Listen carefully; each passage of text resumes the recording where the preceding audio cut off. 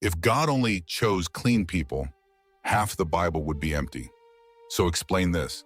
Why would God choose the most rejected woman in a doomed city and later place her name in the family line of Jesus? Stay with me, because the final detail most people skip is the one that can rewrite what you think unworthy means. Jericho didn't just have walls. Jericho trusted its walls. Stones stacked high like an insult to invaders. Gates that closed like a judge's gavel. Guards who watched the desert the way you watch a storm you can't stop. But fear had already seeped inside the city. Not through a crack, through a story. Israel was coming, and people kept whispering one name, the Lord. They'd heard what happened at the Red Sea, a moment where nature itself obeyed a God Jericho did not worship. 2 Israelite spies entered Jericho like shadows. No banners, no army, just 2 men walking into a city that would kill them if noticed. And somehow the hinge point of history that night would not be the king. It would be a woman living on the edge of society in a house built into the wall itself. Her name was Rahab.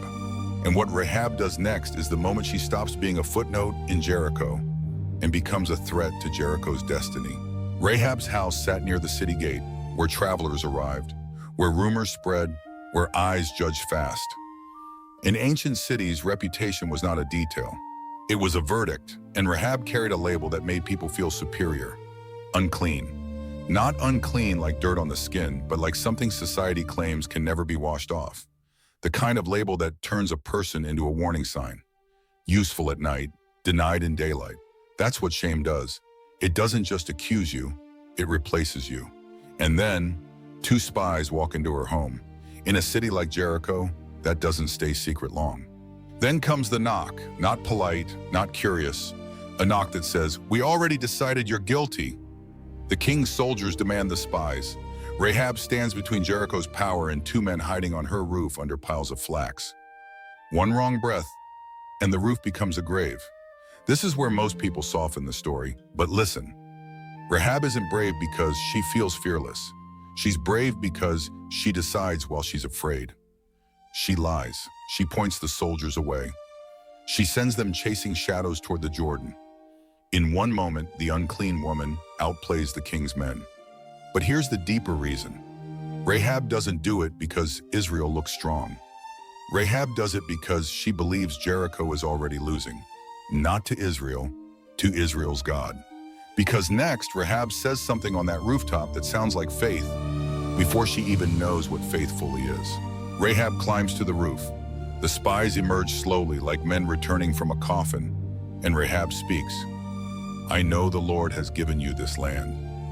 That sentence is a blade, because Jericho hasn't fallen yet. But in Rahab's mind, it already has. Then she says why. We heard about the sea. We heard about the kings. We heard about what happens when your God fights. And then Rahab confesses the most dangerous line a Jericho citizen can say. "The Lord your God, He is God in heaven above and on earth below." That is not theology class. That is surrender. It's the moment a person stops trusting walls and starts trusting a God they can't control. Rahab's faith begins with hearing, but it becomes real because she risks everything on it. And now she asks for mercy, not just for herself, but for the people tied to her name.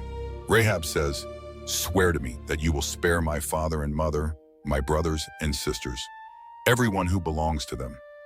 She isn't bargaining for luxury, she's pleading for life. The spies agree, but they give conditions. Bring them into this house, don't let them leave, and tie this scarlet cord in the window. Scarlet, a color that looks like blood in torchlight, a color you cannot pretend not to see. It's not a charm, it's a sign, a visible confession. I am under a different king now. Then Rahab lowers the spies down the wall, rope sliding across stone, night swallowing them whole. Sound, rope creak, a soft landing, distant dogs barking, and Rahab stays behind, alone. Behind her, a city made of fear. In front of her, a future she cannot see. The most powerful protection in Jericho isn't the wall. It's a scarlet cord in the window of the woman everyone despised. Days pass. Israel marches around Jericho, silent, steady. From the walls, Jericho's soldiers mock at first, but the silence doesn't feel like weakness. It feels like judgment waiting for a signal. Cut to Rahab. Rahab doesn't know the schedule. She only knows this: if she is wrong, the cord is just rope. If she is right, the cord is life. On the seventh day, the trumpets blast, a shout rises, and the ground answers. Jericho's walls, those forever walls, collapse like sand. Stone hits stone, air fills with dust. The city screams. But in one house, Rahab gathers her family. No one runs, no one crosses the threshold. Because the cord is in the window, scarlet against ruin, a single line between judgment and mercy. God's mercy is not a rumor. It is precise. The spies go straight to her home. They bring Rahab out. They bring her family out. Alive, breathing, saved. And the story doesn't stop at survival. Rahab isn't left outside Israel as an awkward exception. Scripture says she lives among them. She is brought into a new people, a new identity. The label unclean doesn't get the final word, but the twist that changes the entire Bible tone is still ahead. Because Rahab doesn't just survive, she shows up in a place you'd never expect. Generations later, the Gospel of Matthew opens with a list of names. Most people skim it.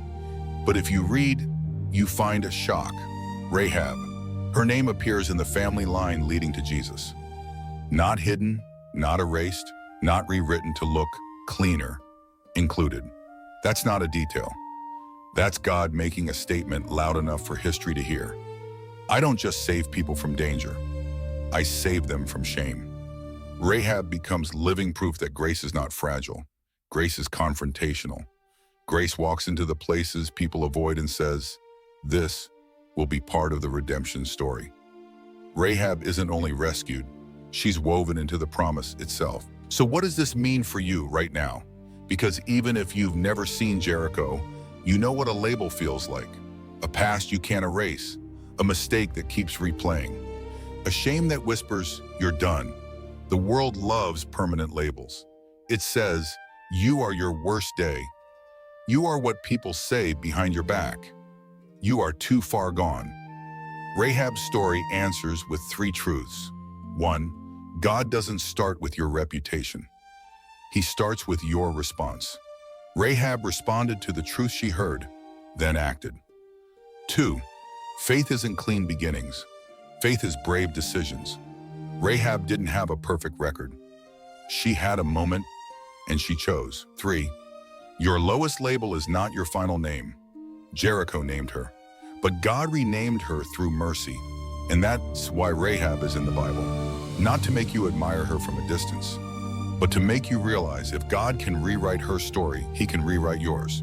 Rahab watched a city fall, but she didn't fall with it, because God wasn't looking for someone impressive. He was looking for someone willing, someone who would choose him while everyone else clung to walls. So if you feel labeled unclean, unwanted, impossible, hear this. That label may be loud, but it is not Lord. If God could take Rahab and place her into the line that leads to Jesus, your story is not over.